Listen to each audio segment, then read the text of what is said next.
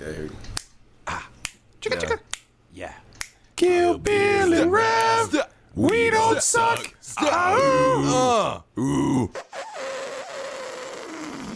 Reptilians took my baby. Welcome back. Welcome back to the land and the do that and damn down talk about this. It's the Hey, Bill, do a silly voice. hey everyone, I'm Rav. Damn, you went full silly. Boy, I done hit him with that old 1 2 1 2. Hey everybody, how's everybody doing tonight? Yo, you looking good. How's the grandkids? Episode 14, I think. Pretty exciting stuff. Everyone's favorite number. Is it? I thought it was 15. Oh, wait, you're right. Yeah, you dummy, dude. You're such a. Oh my god, what a klutz, dude. Get this guy out of here. Bill, Eject him. What were you doing when you were 15? You don't want to know, brother. Okay. All right, well. I was skateboarding down the block in my burgundy coat. Oh, shit. I don't know. When I was 15, I was playing football. I was a defensive tackle. I was rapping, and I thought I was the best rapper to ever exist, which I wasn't wrong, you know? And, okay. I mean, I might have been. And I was playing Xbox a lot, like before. I don't know. I might have had a 360 at that point. Yeah, I had a 360. I was playing that shit. That's tight. What about you, man? What were you doing when you were 15? Tell me all about it. You know, man, I was fooling around with nothing much, man. Just, you know, a regular person life. Just fooling around. Yeah, I was definitely normal kids though. Yeah, definitely just doing cool stuff. Like what? And let's get a little deeper. I was rapping. I transitioned into recording digitally. So that was a thing. Fancy, huh? You think you're from the future? Yeah, it was cool. I mean, actually, I think I did that before I was 15, but 15 is when I switched over to a more of a studio mic, large diaphragm. Mm-hmm.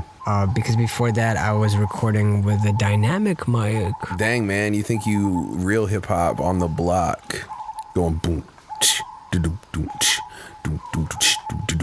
Because I was like, those look like the mics, you know, like. Yeah, they do. They do look kind of cooler than a normal. I mean, a lot of these condenser mics look really pretty, but it is something about like holding the microphone and like getting it real, just cuffing the mic, making the sound engineer hate you. I mean, stuff like that. Definitely, but I don't know. It's also because I was doing shows before I was a recording artist. I was already performing in like at clubs and stuff like that. So I was just super used to like holding a microphone. And right. I remember the transition phase for me was kind of strange because I was just trying to emulate what I saw.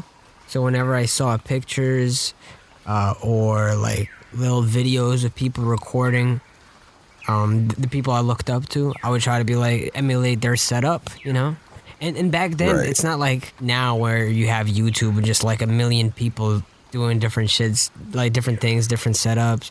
And it really just doesn't matter what you do. Like you can make anything work. Back then, right. YouTube was still super new. And then you'd have like 3-4 videos and that's it on the whole platform for that.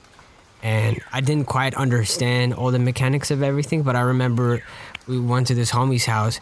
He had like a tiny microphone. And when I say tiny, it's like smaller than the pinky, the whole thing, right? Right. And I remember he like set it up on by bending his coat hanger. And he like he bent it to make it into a stand, then wrapped the mic around it so that like it would hang off.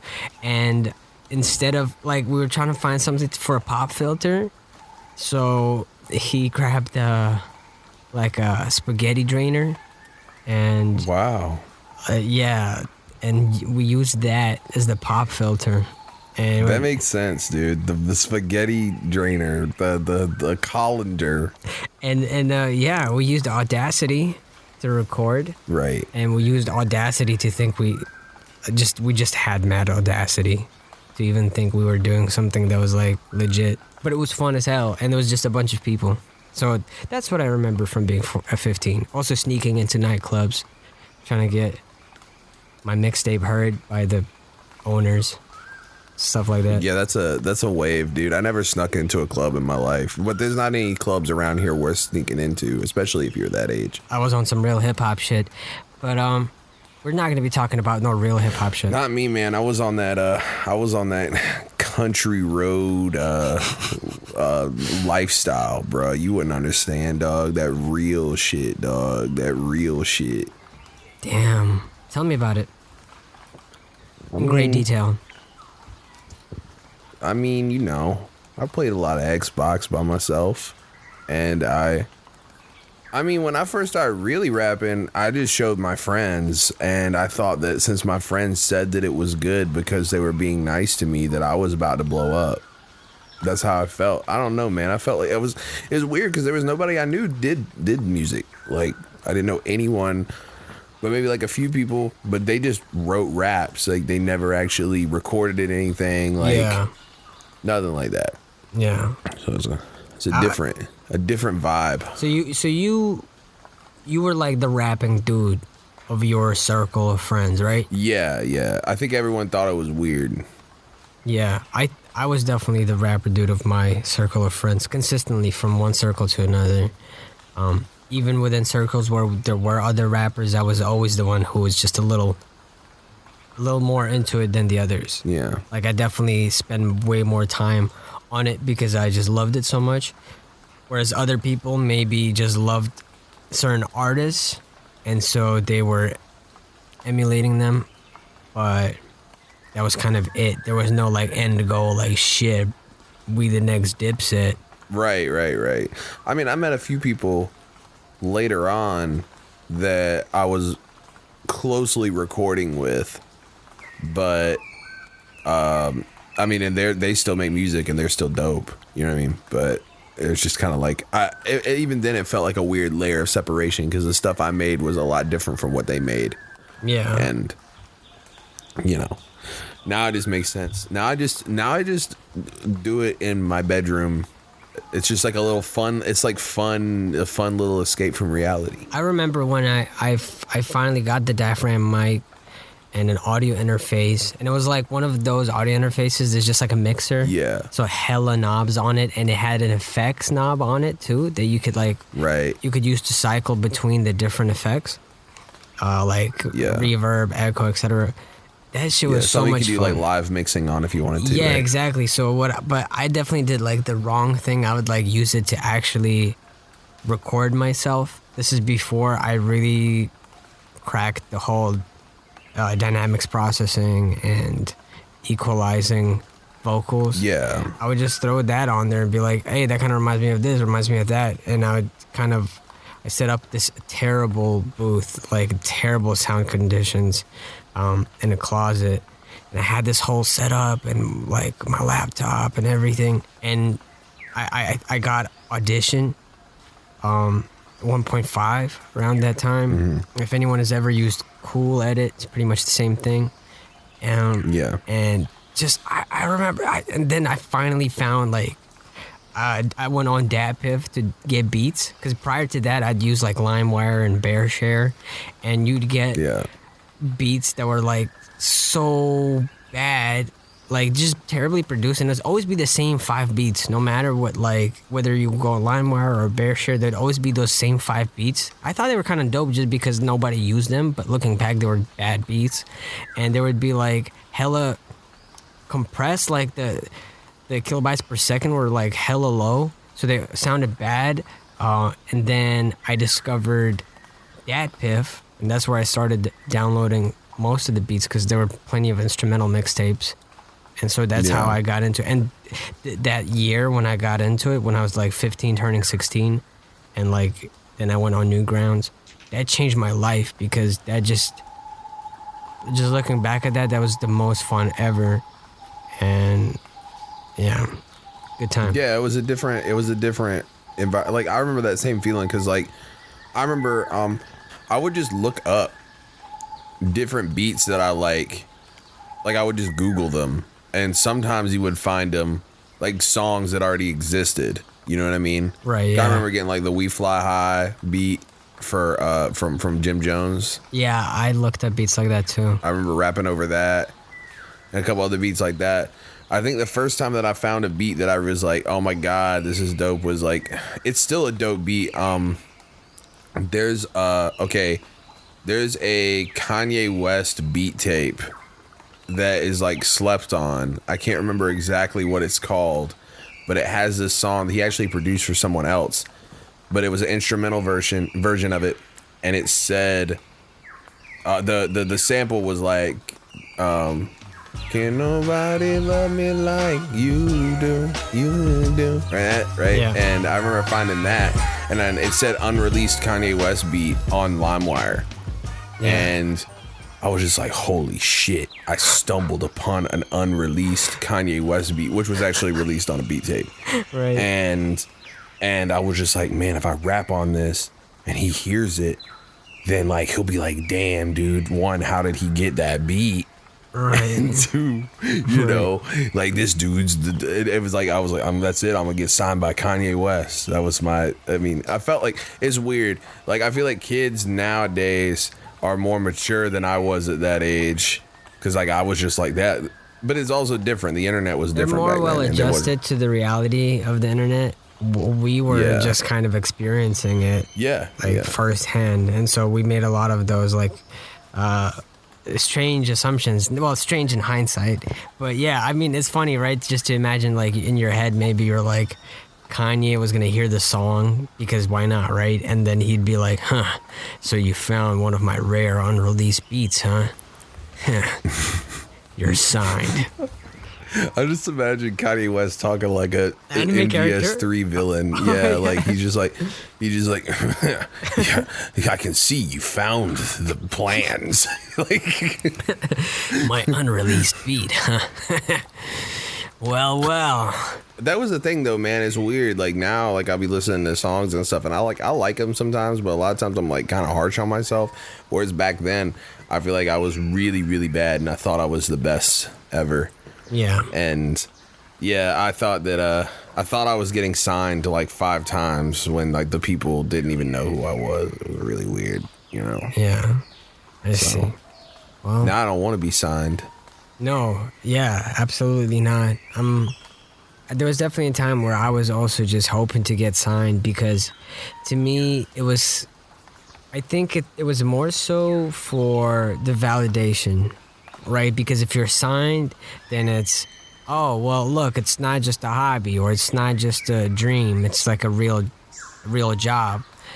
Whereas these days, you don't need that anymore, I think, you know? And I think that's for the best, because I'm so much more comfortable in the comfort of my own home, working on at my pace.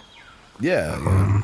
Without the pressure of having to pay studio fees or like owing someone music, or working by some sort of schedule, etc. So yeah, bedroom rapping is the wave. It's the big wave, dude. It's a big wave. But yeah, this is an interesting time. I feel like I was like really happy back then. That's the one thing, man, is like when I was 15, I was just like unabashedly happy about everything that was going on in my life. I wasn't, but I found solace in like recording music for sure. I was going through a strange and kind of dark time in my life back then, but hip hop kept me going. Then Newgrounds also was a big contribution to that, and the discovery of Korean and Japanese MMOs also helped. Yeah. But yeah, no, but now I look back at it definitely with like this through this nostalgia lens, and I barely remembered the worst parts of my life around that time, and I vividly recall all the good times, you know? Yeah, definitely. I feel like I made a lot of friends on the internet then. Yeah, same. That I could talk about things that people wouldn't think I was like weird for. And now in hindsight, it's strange because now all my friends are like, I mean, I had like my close friends that were into the same stuff as me, you know? But like if I were to just be like at school talking about like, making rap beats and blah, blah, blah, like everyone just looked at me like I was like crazy. I mean, to be fair, I went to like a small school in a small town and like there was no rappers. Like it was just me and like 2 other people. So, yeah. Gotcha. You know, I think that had something to do with it. But yeah, I made a lot of connections. I still talk to some of those dudes to this day. And I mean, you're one of them, you know? That's true. So yeah, you're probably trying to think one of the only people from back then that I still talk to, which is sad because there are a lot of really good people. And we just, at some point, my life started going in a really different direction. And I just couldn't stick around online as much as I used to talk to people or keep in touch. I'm really bad at keeping in touch, and I'm just sometimes I'll get so hyper focused on doing music or doing my own thing that years will go by before I notice that like I've kind of been ghosting some of these people, you know, whom I used to call friends. Some of whom were like my best friends, or at least I considered them my best friends back then. So, but I still respect I also them. think you have to take into account too, though, that like it's not just your life that changes, like other people's lives changes too. Because like there's people that I used to talk to all the time that were like all about like making music that don't make music anymore, like that. And that's true. And that's like true. it's kind of a weird thing when it's like all y'all used to do is talk about making music together or just talk about music in general. And then it's just like you're like clearly like we're kind of on this like trying to make this into like a real career path, you know, beyond just making some music on the internet, you know. And like they're just like talking about like 401ks and shit. You know what I'm saying? Like I don't know, it's just weird to me, man. It's just like a very different it's weird when you make friends with people during a part of your life that is very close to catalyst for big changes in people's lives, and everyone goes in different directions and stuff. People grow up and people, you know, become different people, you know. You're absolutely right. Yeah, I think that definitely was such a strange thing to go through, I guess, because you're right. A lot of what like bonded us together was our shared love for music and just the dreams that we had surrounding that and the passion. And so when people start moving away from that, they start becoming other people, or like there's less that we have in common by that point, you know. Mm-hmm. So it's only natural that the conversations aren't gonna feel the same and etc. Yeah, it weirds me out though because like there's a few people that I've used to talk to that like I can understand not pursuing music as a career because it's really hard to make money doing it. You know what I mean? Yeah, but like yeah, at the same token, like the idea of me just completely stopping making music is like weird, like really weird to me. I can't imagine it personally for myself because I've done it for more than half my life. And I never felt like it was a chore that I had to do it. It was more so there's something I've been so fortunate that I've been allowed to do so by my circumstances and everything, right? Mm-hmm. So to me, it is a kind of a weird idea. Just one day being like, you know what? No more of this. It is weird. It is a weird one. But you know what they say, man? Chancho McGregor for president. My name is Chancho McGregor, and I approve this message. That's true. And with that, why don't we have our first ad read? Yeah, man, you should take it away. Oh, yes, that's right. It's this one that I have on hand in front of me. Your notes, dude, your notes. Look at the notes. Let's look through all these notes. I think it was on page 27. Give me a moment. I'm going to loudly take a sip of my drink. Do that. With the ice, okay? Okay, so... Oh, that's good. I have a question for you, Bill. Do you use mechanical pencils? No, I think that they are a tool of the devil. Right. So whenever you are using your mechanical pencil, right? Do you think During to my yourself, satanic rituals? Correct. Do you ever think to yourself, man, this is cool, and I like that I'm able to replace the lead, but I wish that instead of lead, this pencil dispensed birdseed? Dude, get out of my head. How did you know? Introducing mechanical pencil birdseed dispenser. 5,000. Dude, that sounds so great and real, like a thing that you didn't just make up right now. So now, whenever you pull out that pencil and people are like, oh, just a regular old mechanical pencil, you get to prove them wrong and then throw a smirk in their direction. When they see you put the pencil to the paper and birdseed starts coming out instead of lead, won't they feel like fucking idiots? You're such a fucking dumbass. I'm just imagining you sitting with a pencil and it's just like, someone's like, hey man, can you pass me your pencil? And then you just hold the button down and it's like, it just starts like piling up on your desk.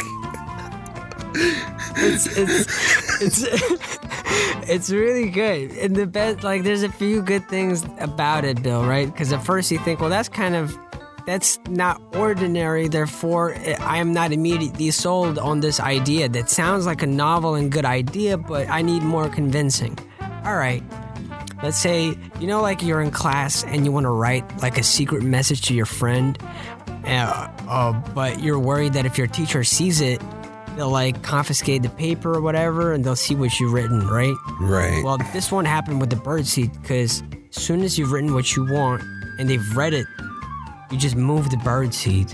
Yeah. You just like swoop it off the sheet of paper and that's it. The message never happened.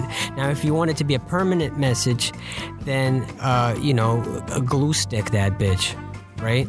Actually, I wanted, that kind of goes into the nice, smooth transition into the second sponsor that we have. We're going to do a twofer. Oh, this is a first for us. Yeah, man. I'm proud to announce our new sponsor, the Elmer's Glue Stick Extension for the Birdseed Pencil. You have to say it all like that. There's a little trademark symbol right by it.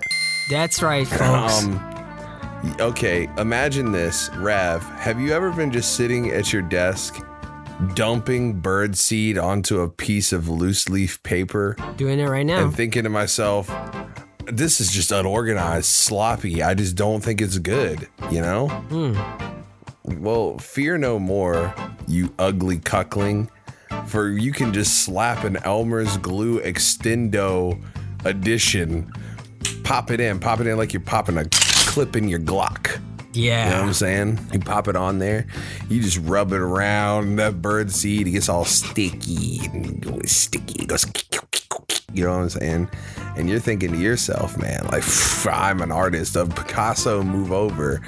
Birdseed boys here. I have a question, Bill. Back with a vengeance. Am I able to write with the glue and then just like shoot the seed all across the paper, and then the seeds will only stick to the glue? You can't do that. You can't do that. You have to do the seed and then do the glue after, because it's just, And you know what? That's what I think is the best sort of thing about these two products, right? So picture this, Bill. You walk into a bank. You want to get you want to deposit fucking $20, right? Yeah. You walk up to the person behind the counter and you're like, I want to get $20 off my account, right? They point you in the direction of the ATM and you say, I don't have a card, okay? So you're going to have to do it for me. You say, what do you think, I'm rich? Do you think I'm fucking wealthy? You think I'm part of the 1%? I'm Baron Trump? Do I look like a reptilian to you? Right? And then... Are my eyes flashing reptilian lenses? And they say, all right, sir, we'll just need your signature here, right? And she starts passing you the pen, and you just put your palm in front of her and go like, hey, no need. Got my own stuff. All right. Reach into your back pocket. You pull out your birdseed dispenser. You just sign the piece of paper with your birdseed dispenser. She, because it's a she for some reason in this scenario, looks at you, dumbfounded, you know, and then you pull out the glue glock, right? Right. And then you start sticking the birdseed to the piece of paper. Now, isn't that the way to do things, Bill? Everything you just said screams out American. It's a statement. American. Yeah, it's you don't want to just sign your name on things. You want to make a statement. You want to be heard because it's your God-given American right to smear birdseed glue all over that little piece of paper she hands you before handing her $20 to add into your account. Okay? You know that the Thomas Jefferson died for this moment, okay? And it only works in America, by the way. Sorry, everyone outside of America. It works, but it's not quite the same. It's just, you know? No. Also, if she says anything to you like, sir, you need to use ink, you just look at her and say no, but say it like really fast. You're like, no, like that. And every time she goes to talk, like that. Yeah, do that. Also, you know what, Bill, you know what else makes a good statement and what feels American? What's that? Tattoos. That's right, folks. We actually have a 3-for ad for you today because same sponsor, dude, I'm about to kill myself with joy. This wonderful sponsor has also informed me that they've created this new machine for making tattoos. What it does, it carves little holes, like digs some of your flesh out of your like skin, and then you can shoot the glue in it and insert the bird seed. So like the three items combined, right? So if the lady behind the counter says, "Sir, the bird seed signature won't work. You can't do that." You just remove your shirt, rip it off, and then point at the birdseed eagle tattoo on your chest and say, "I got birdseed on my chest." And then if she refuses you at that point, you are legally allowed to just arrest her yourself because she's not an American at that point. Not a good American, at least. Gandhi died for this moment, okay? Because he knew America would reign supreme, and birdseed is the one true currency. I don't support Gandhi, but I support America. And exactly. I never supported Gandhi. Yeah.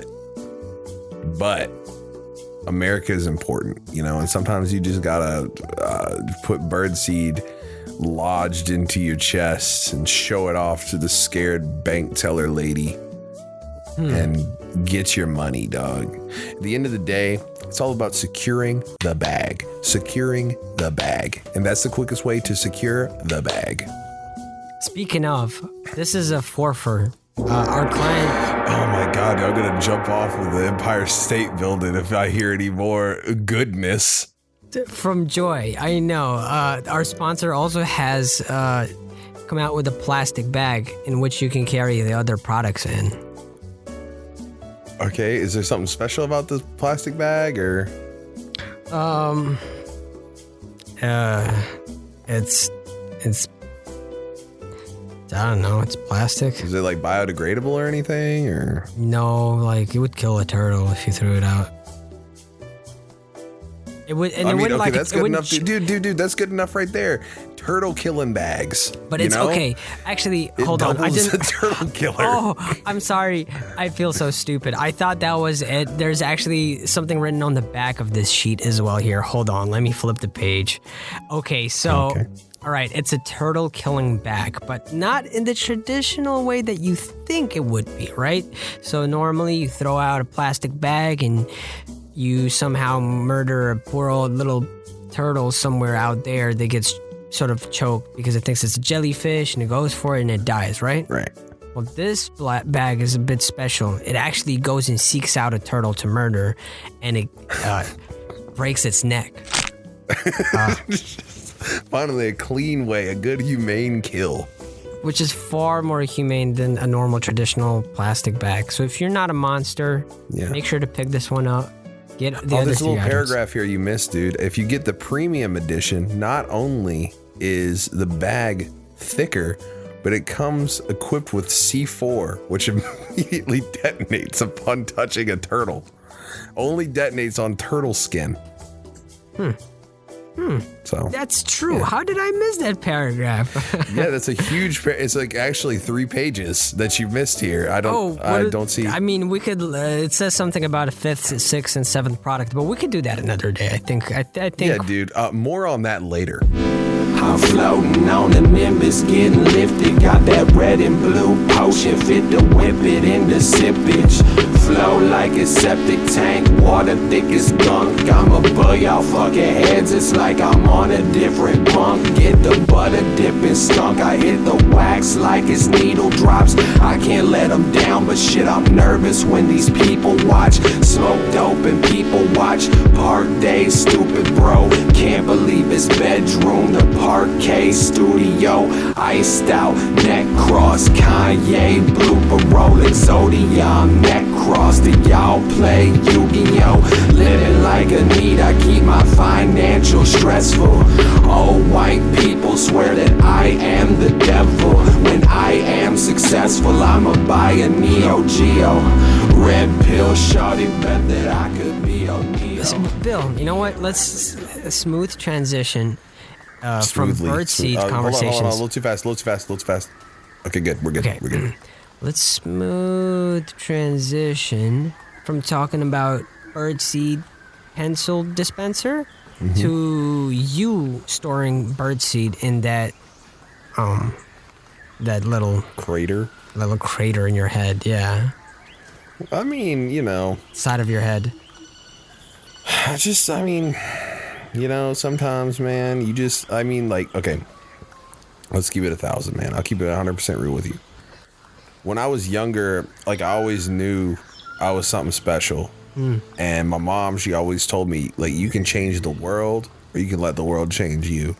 And my coach, he always said, it ain't the size of the fight in the dog, but it's the size of the dog in the fight, And I always told him, I always looked at him dead in the eyes and I was just like, I love you, Coach Mormon man. And we just, it was great. We had a great relationship. But he wasn't Mormon either. That was his real last name. But, Okay. At the end of the day, man, just like my idol, Kate Beckinsale, says, we got to kill these vampires. And I think that, man, at the end of the day, we were good. They were good. We were perfect. They were perfect. They were just more perfect. Back to you, Tom. Yeah, as my math teacher once said, if it ain't broke, don't fix it, Yeah, man. As my geography teacher said, give a man a fish and he'll fucking die, So there's valuable lessons I took away in my life that sort of applies to you too. Just me seeing you with that bird seed in the side of your head, it inspires me. Yeah, man. I think that, at the end of the day, man, no matter what you do, you did it. Wow. Thank you. That's powerful. That's real powerful. Speaking of powerful, Bill, I've got a situation for you, okay? I want to throw you into a world, right? Imagine you're Bill, okay? So take a moment if you need to prepare yourself for that wild ass scenario. Right. Wait, no, I'm Bill? Yeah. Fuck, I have to go back to the other note. Yeah, you're Bill. Okay, I'm Bill. Okay. I'm Bill. Okay. Okay, you're Bill. Go on. Imagine this is like you're living in an anime world, right? And you're waking up in the morning and you have to go to school, but the town you live in is like one of those anime towns, and like the school is like an anime school. You have to like walk to school, and they got like you know the whole shebang, right? Yeah, I have to walk to school. There's like a weird, attractive girl that walks with me, but she's not interested in me at all, but she still hangs out with me for some reason, even though like we don't have anything in common. Yeah, got that? Yeah, exactly. So what we're gonna do is I'm going to set the scene up, and like I'm going to navigate the story, and what I want you to do is throughout me navigating the story, give me like the monologue like inside your head, right? And then you can also sometimes participate in dialogue, and I'll jump in and play like the various characters that you encounter. Does that sound good? Okay, that sounds like a great idea. You wake up in the morning, it's 6 a.m., time to go to school, and you're feeling fucking energetic. You look out the fucking window, and it's a blue ass sky, and the sun is shining, and you're ready. What are you thinking to yourself? I'm so ready to go to school. I'm feeling very energetic today. I really think I should go in there and make a big ass anime toast. Okay, you go downstairs to make a big ass anime toast, still wearing your jammies, your dad reading a newspaper, your mom reading a newspaper, and then your newspaper is waiting for you by the toast. Okay. Hey, Bill, good morning. What are you doing here, son?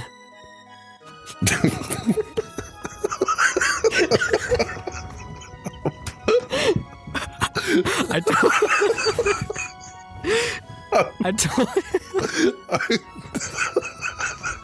I'm sorry.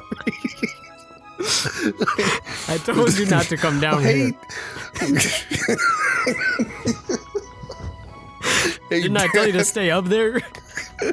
Hey, Dad, I just I need to get ready for school. What's for breakfast? Anime toast and newspaper?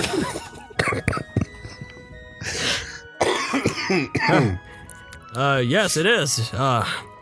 Your mom prepared it.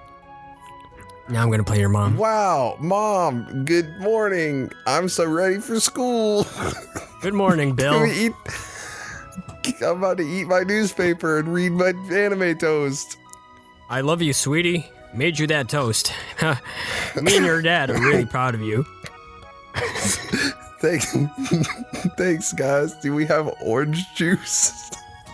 No, we don't, but we got olive oil. Pour me up a fat ass glass of olive oil. Dude, I can't. Drink up, son. I'm dying. So, half an hour later, you've already brushed your teeth, you've had your shower, you've eaten your toast, you read the newspaper, you drank the olive oil, you kissed your mom and dad Immediately goodbye. had the shits. Kiss your mom and dad goodbye. You come out the house, and yeah, you kiss them both goodbye. You come out, and your best friend is waiting for you. Bill, give me a letter. Q. Questlove. Your best friend, Questlove Chan, is waiting for you. He's like, hey, Bill, what are you, what are you doing here? And I'm waving like huge anime wave. You know what I mean? You know, the like big wave, like, okay. And I'm just like, Questlove Chan, are you ready for the big quiz today at school? Toast. We're gonna be late for school, you silly. Hurry up. Okay, hop on my back.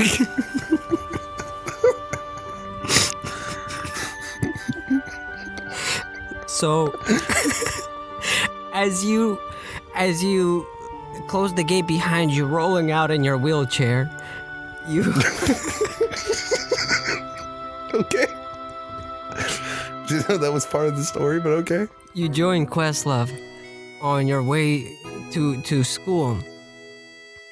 As you're passing by some of the neighborhoods that you see every morning and every evening on your way to school and your way back home, you see that one girl that you have a crush on. She's a really close friend of yours. You've been friends since the 2nd grade, but she doesn't know that you have a crush on her. You've never told her. You're too shy about your feelings, so you've kept it all to yourself. Give me a letter. I'm picking her name, dude. Oh. Her name is Kasumi Katsumaru-chan. Katsumi Kasumaru-chan, right? Yeah. Katsumi Kasumaru-chan runs over and says, "Good morning, Bill." Good morning. And I'm having like an internal monologue. I'm just like, oh, she's so hot and beautiful. What am I gonna say to her? I better not blow it. I had the shits this morning. Me too. It's funny how that happens. I think it's because of the ghosts in this town. Oh, the ghosts in this town. Please, I would ask more, but then we can't go build on that later. Well, come on, guys. We gotta get to school. We gotta stop fucking around. All right, let's go to school. Half an hour later, you're at the school gates. You see a bunch of people you recognize, and you look at the watch and you're like, wow, we made it. Just made it on time. Head over to your classroom, the 3C, because you're all like not like very good like at school, right? So you're all kind of like the lower, like the bottom of the barrel in terms of like students, right? You walk in, your teacher, give me a letter, Bill. G. Gandalf. Your teacher, Gandalf Sensei. Gandalf Sensei. Gandalf Sensei says, "What are you doing here?" I say, I'm eager to learn. My belly is full of anime toast and olive oil juice, and I just want to know more about alchemy. Your teacher gives you a high five, and then right as you're about to sit down and start, learning, the kid sitting behind you that has been someone that you've known since you were young, and you guys were friends at one point, but now you have a very adversarial relationship, and they're known for bullying you, slaps you slaps you across the ass. No, okay, yeah. just beats the shit out of you, right? Right as you're about to sit down, they just elbow you in the temple and then start stomping you, right? Gandalf Sensei goes, settle down, kids, settle down. And you get back into your chair. The kid, your bully / rival, gets into his chair, and give me another letter, Bill. R. Your rival's name is Rav, and perfect. And he's sitting right behind you, and he's like, "That's what you get, you olive oil drinking bitch." But you don't pay him no mind. You don't pay him no mind. My mom always told me, if someone slaps you and calls you an olive oil drinking bitch, you pay them no mind. And so the class begins. Gandalf Sensei is teaching you guys about algebra, right? But you're daydreaming. Okay. You're daydreaming. You're seated sort of by the window, and as your head rests on one arm, you look out the window and you stare into the clouds, and you think to yourself about like the mechanics of a tractor, and you're daydreaming. The mechanics of a tractor? Yes. Oh, of a tractor. Oh, Tractor, yeah. Yeah, I'm thinking, all those gears get me going. But then your thoughts shift into pondering about whether aliens exist, and maybe you're an alien. One time in the 3rd grade, I thought I was an alien because I could draw. And you're thinking to yourself, but maybe I am, like, legitimately an alien. What if I am an alien? My parents, they are possibly aliens, so it makes sense that I could be an alien. Right? You think to yourself that maybe you're an alien/robot hybrid. I always wondered why my penis is made of metal. It all makes sense now. Maybe I'm a alien robo hybrid cyborg Android 18. But maybe along with all of that, you also possess the hidden ninja scroll. Oh, I knew it from the beginning. I know the 19th Hokage or something. I don't know. I never watched Naruto, but I got it. I got the scroll. And you think to yourself, maybe that you're also blind, but the reason you see things is because of your super ability that can like overcome your blindness.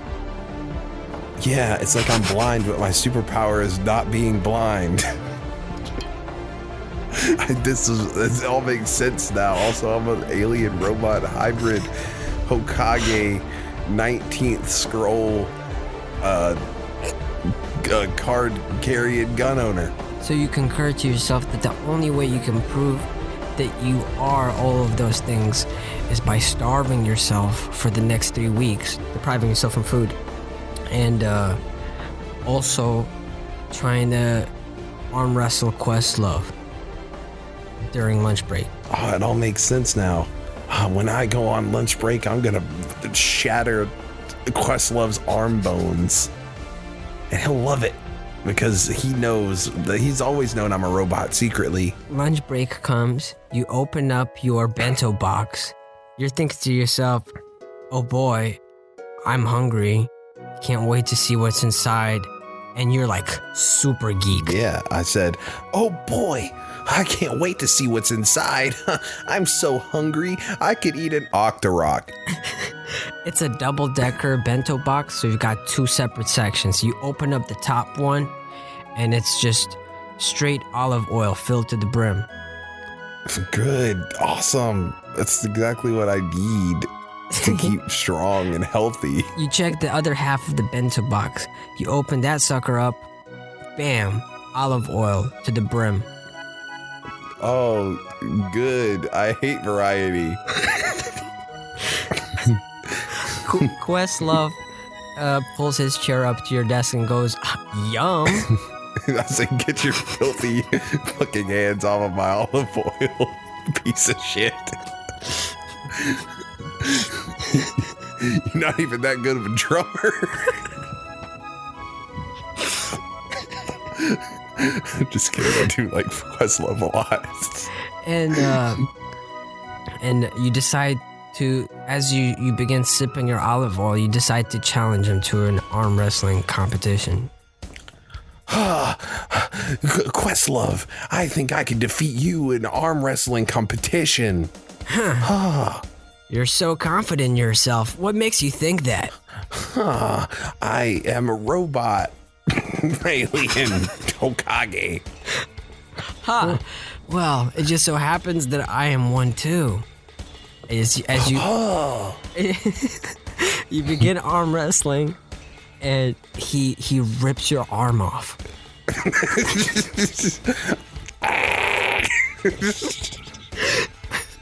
Rav comes out of nowhere, elbowing you in your temple, and starts stomping you.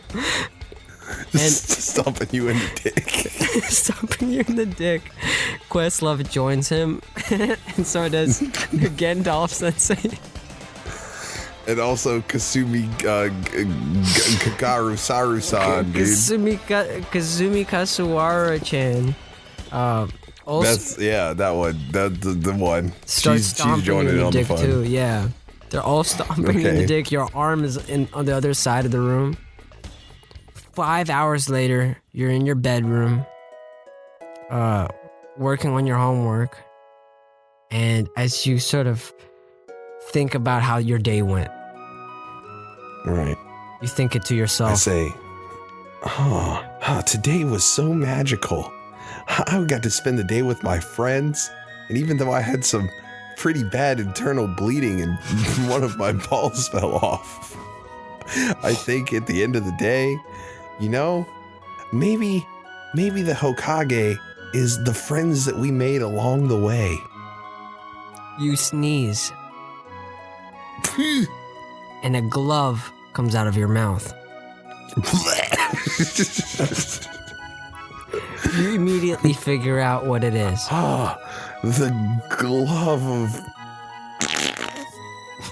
Shincharumaru. That's right, it's the glove of Shincharumaru, which is able to make your nipples incredibly erect. You shatter anytime you wear it. You shatter the window with your now extremely erect nips, just from sheer proximity. The gloves. You hear your dad from downstairs. Is everything all right there, boy? Yeah, Dad, I'm just doing a science project. You hear your mom follow up shortly afterwards. Hey, Bill. Hey, what are you doing there? Why does my mom sound like Markiplier? What are you doing? My mom is Markiplier. Yeah. What are you doing there? Hey. I'm just playing with the glove of Charumaru Daru. Yeah, all right. Don't forget to subscribe and hit the like and leave a comment. Why does he always sound winded? I don't know what you're talking about. It's your mom, Bill. How disrespectful. Why does she... Okay, never mind. Let's move on. I've acquired the glove of Charunaru Baru-san. 2 hours later, you're laying in bed, looking out the window from where you lie or lay. I mean, I don't know what the difference is. Lane. Dude, stay in your line. So you're looking out the window, the stars are glistening, and you're thinking to yourself, maybe today wasn't so bad after all. A meteorite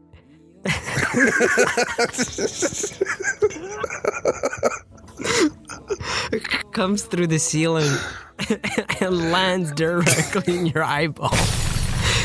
It shatters your jaw completely. My jaw is not on anymore. And I'm just like...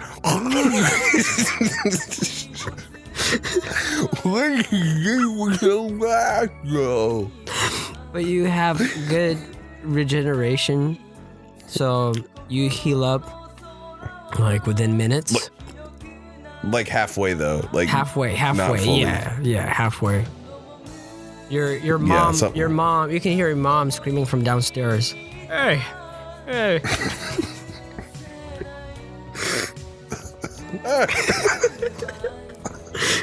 What are you doing up there, Bill?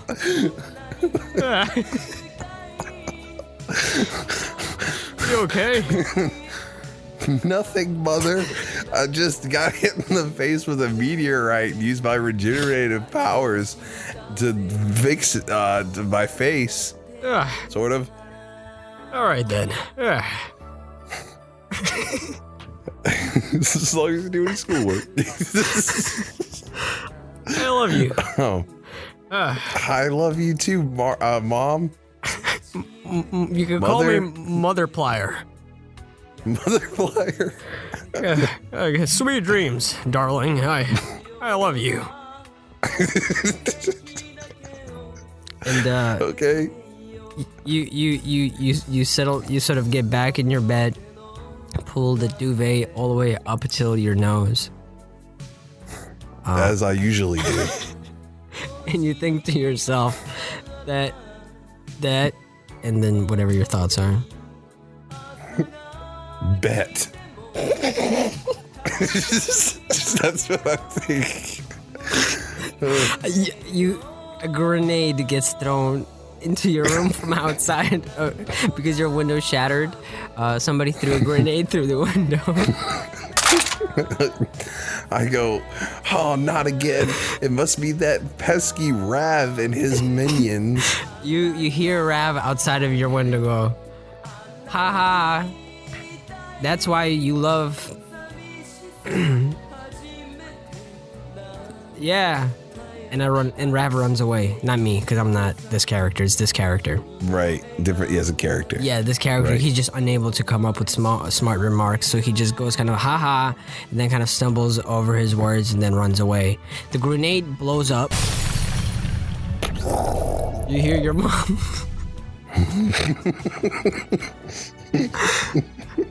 Son. Yeah. And you fall asleep. And that's the end of episode 1 of... Oh, dude. Bill Coon's story.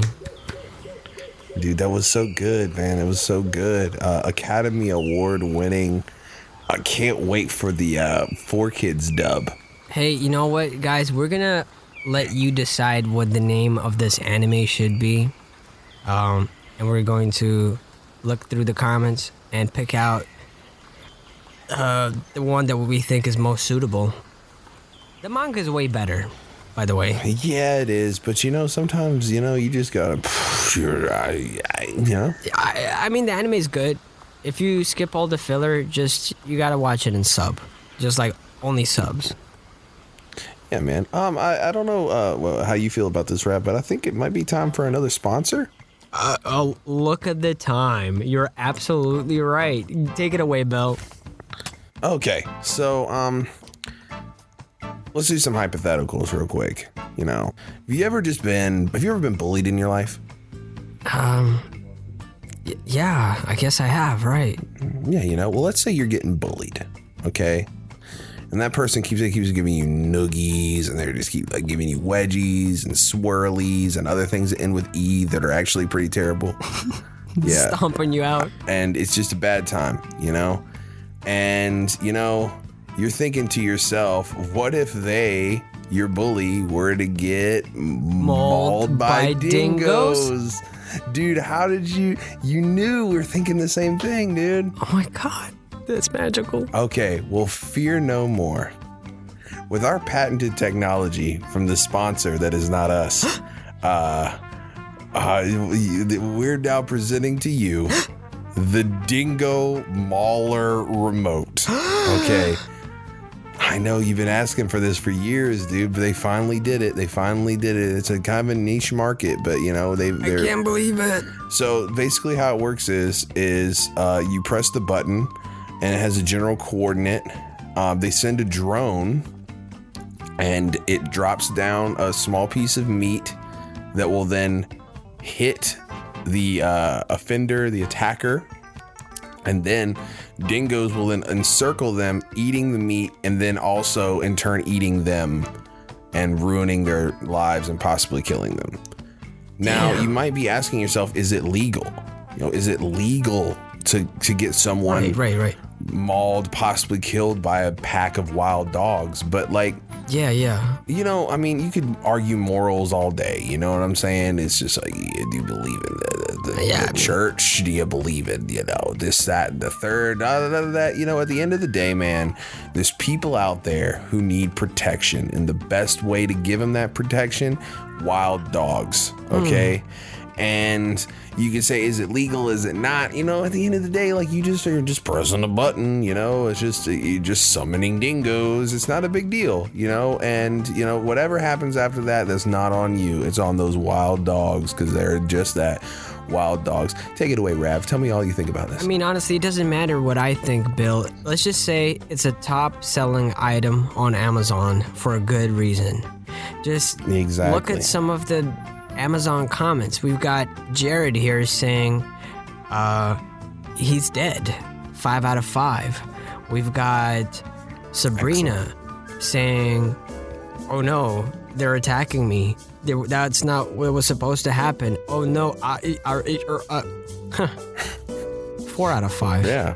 Okay. Well, she left a reason for why it's a 4 out of 5. And, yeah, exactly. Oh, you know, some people, you can't please everybody. You can't please everyone, but 4 out of 5 is also stellar. Yeah, it's good, you know. 4 out of 5 ain't bad. That's a Meatloaf song. Yeah, there you go. 4 out of 5 ain't bad. Yeah, dude. You know, it's a top critically acclaimed. You could they got it in those little magazines they give you on the airplanes. You know which ones I'm talking about. We can't say the name because I forgot Playboy. But we know. Yes, the top selling on Playboy. Can you explain the technology? Yeah, man. It's a drone, comes down, it throws meat down in a general area of the attacker. It also does this weird dog whistle, but it's one they like. I don't know. I think it's like the equivalent of like the cha-cha slide, but for dogs. And you know, they do a little line dance before they attack too. It's pretty cool. That's I would say to get out of there though. If they start showing up, you should probably leave. But you know, now it's completely different sponsor from our previous one, but it's funny how the two still, I think, go together very well. You know, taking it back to the scenario where you're at the bank, you've signed the piece of paper with bird seed, you're bare chested, saying you've got bird seed on your chest, and the lady behind the counter is still giving you sass. You unleash those dingoes.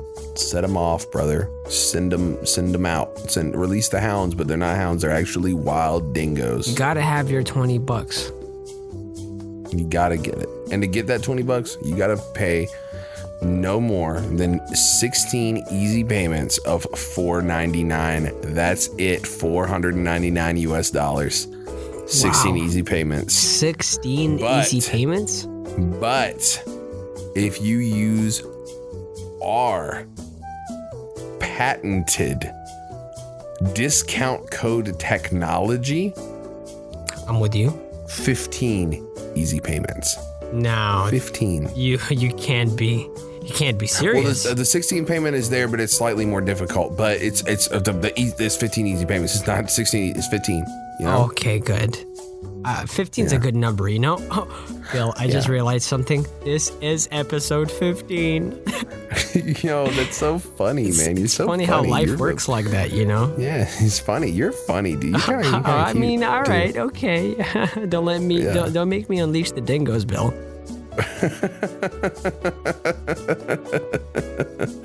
Oh, man.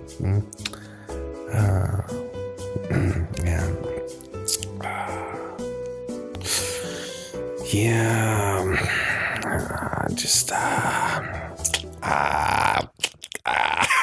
I ran away from my feelings. Still don't know no better, baby. Late night drug dealing. Always one time for my feelings. Lately nothing makes sense. Except for being with you. Love don't pay the rent, but baby love songs do. I'm off my own. Chakra bone, shaka boom, baby boom. Fuck around and catch some feelings. Let them bloom, shape the room. I don't bruise, live a little with it, but a crew. Bumps in the back with the bruise. What the fuck can I lose? Stick shift stuck on cruise control. I'ma lose control. I'm off that. I'm off that. I'm off that. I'm off that. Bust when I cross time bridge. Pump full of drugs to the love type bitch. Try enough to mostly do right. Old devices were sold on Vice. Now I slide through like gold on ice. She's so my type, and so I strobe my lights. Got a number and a call last night. All my life been controlled by pride, but I formed mine twice and the door's quite right. When she crossed my sights, I'll unfold my bite. Hey, sitting by the moonlight, and I won't let you fall. I just want us to fly, let it take control.